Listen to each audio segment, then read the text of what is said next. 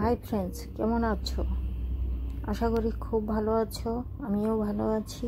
তো রোজ করার মতো আবার হাজির হয়ে গেলাম নতুন এক রেসিপি নিয়ে। তো আজকে আমি এঁচোড় চিংড়ির কাবাব বানাবো। এর জন্য আমি 500 গ্রাম এঁচোড় নিয়েছি, দুটো বড় সাইজ পেঁয়াজ কুচি নিয়েছি, আর 5 থেকে 6টা কাঁচা লঙ্কা নিয়েছি। তো এঁচোড় চিংড়ির কাটা আর সেদ্ধ করাটা আমি দেখালাম না, আগের বার অনেক দেখিয়েছি। 2-3টা রেসিপি আগেও আমি দিয়েছিলাম এঁচোড় চিংড়ির, সেখানে চাইলে তোমরা দেখে নিতে পারো। তো এখানে আমি কাঁচা লঙ্কা অ্যাড করেছি আর হাফ কাপ ধনেপাতা, ফ্রেশ ধনেপাতা একটু বেশি দিয়েছি। আর এখানে আদা রসুন কুচি দিলাম, 1 চামচ আদা কুচি, 1 চামচ রসুন কুচি, আর 6 থেকে 7টা বললাম কাঁচা লঙ্কা। কাঁচা লঙ্কাগুলো একটু কম ঝাল আছে, এই জন্য একটু বেশি দিয়েছি। আর যদি বাচ্চাদের জন্য বানাতে চাও একটু কম করতে পারো। এখানে হাফ চামচ করে গরম মশলা হলুদের পাউডার, লঙ্কা পাউডার, জিরে পাউডার, ধনে পাউডার আমি হাফ চামচ করে দিয়েছি। আর 1 টিস্পুন দিয়েছি আমচুর পাউডার। আর এই যে মশলাটা, এটা আমি ভেজে রেখেছিলাম, গোটা ধনে, গোটা মৌরি, এগুলো ভেজে পাউডার করে নিয়েছি। এর সঙ্গে আছে গরম মশলা, আমি টোটাল 3 চামচ পাউডার মশলা অ্যাড করেছি ভাজা। আর এই যে বাটা দেখলে, এটা হয়েছে ধনে পাতা, পুদিনা পাতা, কাঁচা লঙ্কা মিক্সড করে বেটে আমি 1 চামচ অ্যাড করলাম এখানে। আর এখানে একটা লেবুর রস, লেবুটা আমি চিপে দিচ্ছি এইভাবে। তো দানাটা যাতে না পড়ে, দানা পড়লে তিতো লাগবে। তো সব রকমের উপকরণগুলো আমি ভালো মতো করে এখন হাতে এটা মেখে নিব। এটা হাতেই মাখতে হবে, চামচ দিয়ে ভালো মাখা হবে না। আর চিংড়িটা যে দেব, চিংড়িটা আমি আগের থেকে বেছে ধুয়ে ফ্রাই করে নিয়েছিলাম। আর ফ্রাইয়ের আগে যেটা ম্যারিনেশন করেছিলাম, সেটা লঙ্কা, হলুদ, নুন আর একটু সর্ষের তেল দিয়ে মেখে আধা ঘন্টার মতো চিংড়িটা রেখেছিলাম। সেই চিংড়িটা ফ্রাই করলাম, করে পেস্ট করেছি। এই যে এখন আমি এটার সঙ্গে, এঁচোড়ের সঙ্গে, আমি এঁচোড়ের পেস্টের সঙ্গে মিক্সড করে দিলাম।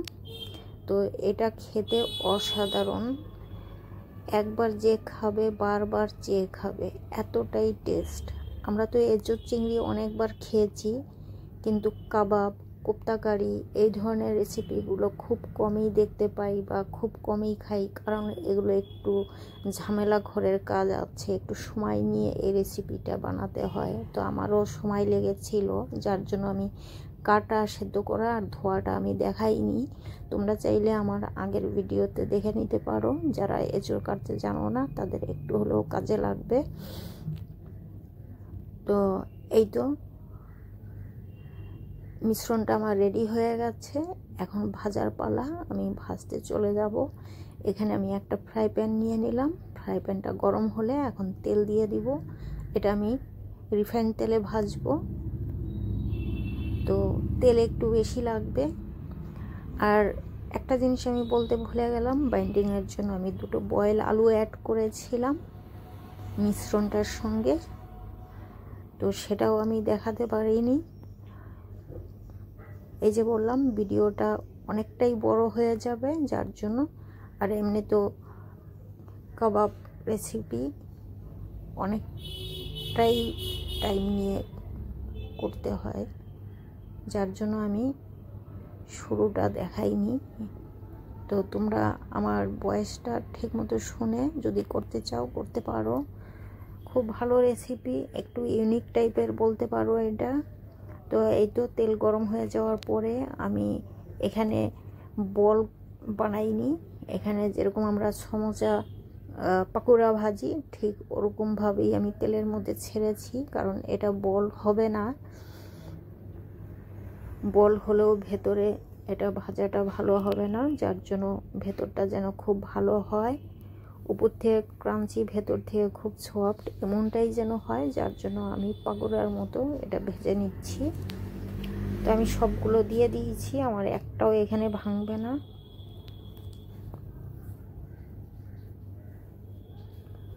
তো এক পাশ ভালো মতো করে হবে, তারপরে এটাকে উল্টো করতে হবে, নইলে ভেঙে যাবে।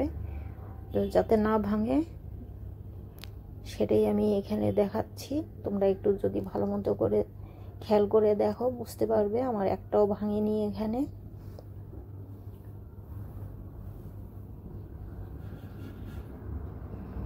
তো এক পাশ হয়ে গেছে, এখন আমি উল্টো করে দিয়েছি। আর উল্টো করার আগে মাথায় রাখতে হবে, যেগুলো আমরা প্রথম দিয়েছি সেটা আগে উল্টো করতে হবে, নাহলে সেগুলো পুড়ে যাবে।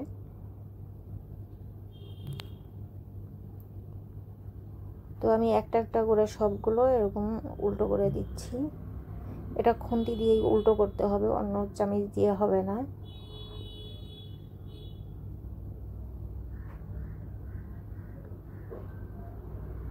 তো উল্টো করাটা একটু কঠিন কাজ হয়ে যাচ্ছে।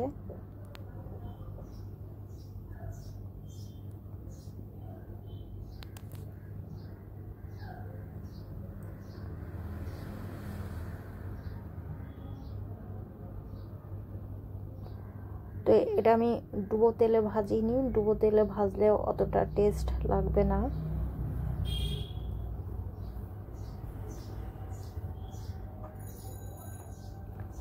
তো সবগুলো আমি উল্টো করে দিয়েছি। লো টু হাই ফ্লেমে ভাজতে হবে, নাহলে উপর থেকে পুড়ে যাবে, ভেতরে কাঁচা থেকে যাবে, ভাল লাগবে না খেতে। ধৈর্য ধরে একটু দাঁড়িয়ে থেকে এটাকে ভাজতে হবে ভালো মতো করে। এর মধ্যে আটা বা বেসন বা ময়দা এইসব ইউজ করলে অতটা টেস্ট লাগে না। চেষ্টা করবে আলু অ্যাড করতে। আলু অ্যাড করলে জানি একটু ভাজতে অসুবিধাই হয়ে যায়, খুব কঠিন কাজ এর মধ্যে পড়ে যায়, কিন্তু ভালো লাগে, টেস্ট হয় বেশি।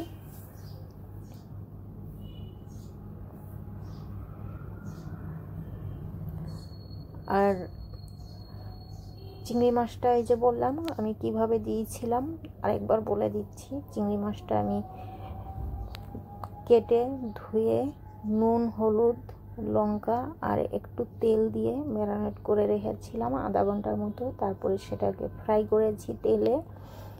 ফ্রাই করার পরে আমি ওটা একটা পেস্ট বানিয়ে নিয়েছি, সেটাই আমি মিক্সড করেছিলাম। তো এই তো আমার সবগুলো কাবাব ভাজা হয়ে গেছে। তো যদি ভালো লাগে লাইক অ্যান্ড সাবস্ক্রাইব করবে, শেয়ার করবে, বেশি বেশি কমেন্টস করে জানাবে আমার এই ইউনিক রেসিপি কেমন লেগেছে। তো আজকের মতো এখানেই, আবার দেখা হবে নতুন রেসিপি নিয়ে। ভালো থেকো, সুস্থ থেকো, আর আমার চ্যানেল সাবস্ক্রাইব করতে একদমই ভুলবে না, এটা আমার ছোট একটা রিকোয়েস্ট। সাবস্ক্রাইব না করলে তোমাদের কাছে ভিডিও পৌঁছাবে না। তো ভালো থেকো।